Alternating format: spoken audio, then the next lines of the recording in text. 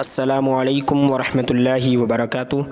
ناظرین، امید کرتا ہوں آپ سب خیریت و عافیت کے ساتھ ہوگا۔ یہ انشاءاللہ عز و جل آج کی اس ویڈیو میں اردو کا پارٹ نمبر 90واں پارٹ انشاءاللہ عز و جل پڑھیں گے۔ چونکہ اس سے پہلے والے کے پارٹ سے اس پارٹ کا تعلق ہے، اس سے پہلے والا جو پارٹ تھا اس میں بتایا گیا پان کھانے والے متوجہ، آپ دیکھ سکتے ہیں یہ ٹائٹل اور ہیڈنگ لکھے ہوئے ہیں، تو اس کو یہاں تک پڑھ دیا گیا تھا، ٹھیک ہے، زیادہ لمبا نہ ہو اس وجہ سے اس پیراگراف تک یہاں تک اس کو اسٹاپ کر دیا تھا۔ تو اگر آپ نے وہ پارٹ نہیں دیکھا، بہت ہی ضروری بات بتائی گئی ہے وضو کے متعلق اور غسل کے متعلق، کہ اگر وضو اور غسل جو کرتے ہیں تو اس میں ان چیزوں کو دھیان رکھنا ہے، جو پان کھاتے ہیں، مسالہ کھاتے ہیں، تو کس طرح منہ کی صفائی کرنی ہے۔ حالانکہ حدیث میں کا بھی خلاصہ یہاں پر بتایا گیا کہ فرشتوں کو اس سے ایذا ہوتی ہے، اگر دانتوں میں کوئی چیز یا دانتوں میں کوئی بدبو، منہ میں بدبو لے کر کے مسجد میں گیا تو فرشتوں کو ایذا ہوتی ہے، تو اس سے ہمیں پرہیز کرنا چاہیے۔ اب آئیے آج کا جو 90واں پارٹ انشاءاللہ اس پیراگراف سے پڑھتے ہیں۔ بسم اللہ الرحمن الرحیم۔ تو یہ لکھا ہوا ہے، حضور اکرم، نور مجسم، شاہ بنی آدم، رسول محتشم صلی اللہ تعالی علیہ وآلہ وسلم نے فرمایا، کیا فرمایا یہ سنتے ہیں، جب تم میں سے کوئی رات کو نماز کے لیے کھڑا ہو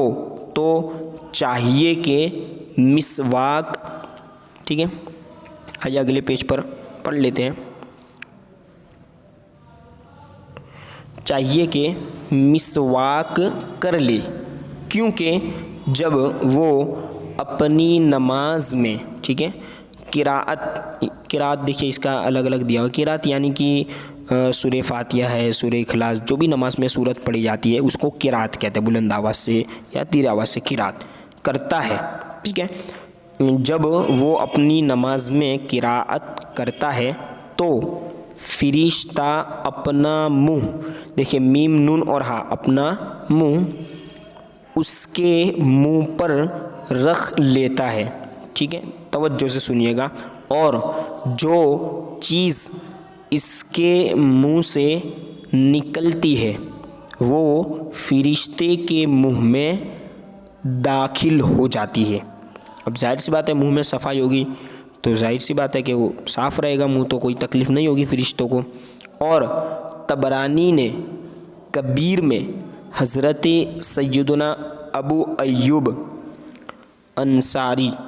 رضی اللہ تعالی عنہ سے روایت کی ہے کہ دونوں فرشتوں پر اس سے زیادہ کوئی چیز گرا نہیں، گرا مانے بری نہیں، کہ وہ اپنے ساتھی کو نماز پڑھتا دیکھے اور اس کے دانتوں میں کھانے کے ریزے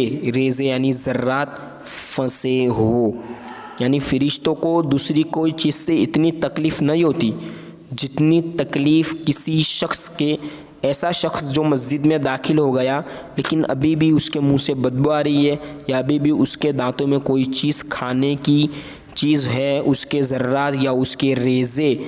ابھی تک اس کے دانتوں میں پھنسے ہوئے، تو فرشتوں سے اس کو، مطلب کہ اس سے فرشتوں کو تکلیف ہوتی ہے۔ تو ہمیں چاہیے کہ کلی اچھی طریقے سے کرے، وضو ہو چاہے غسل ہو، بالکل اچھے طریقے سے کلی کرے، اور اگر پان گٹکا کھاتے ہیں تو پہلا تو یہ کہ نہ کھائے، اور اگر کھاتے ہیں تو اسے چھوڑنے کی کوشش کرے، اور اگر پھر بھی نہیں ہو پاتا تو جب بھی نماز کا وقت ہو تو اچھے سے کولگیٹ کر لیجئے، یا پھر دانت کو اچھے سے مطلب کہ باندھ لیجئے، یا پھر کلیاں اتنی اچھے سے کیجئے کہ سب دانتوں کی، منہ کے جو کونے ہیں، گالوں کے جو کونچے ہیں، ان تمام کی جو گیپ ہے، وہ اسپیس ہے، ان تمام کی صفائی اچھے سے ہو جائے، تاکہ اچھا وضو ہوگا، منہ سے بدبو نہیں آئے گی، دانتوں میں کوئی چیز پھنسی نہیں ہوگی، تو انشاءاللہ جو نماز کا جو لطف ہے وہ بھی ہمیں ملے گا، اور نماز قبول ہونے کے بھی چانسز زیادہ رہیں گے، ٹھیک ہے، اور فرشتوں کو ایذا بھی نہیں ہوگی، ہے نا، فرشتوں کو اس سے ایذا بھی نہیں ہوگی۔ انشاءاللہ عز و جل یہاں سے جو تصوف کا جو عظیم نسخہ ہے انشاءاللہ وہ اگلے پارٹ میں 91 پارٹ میں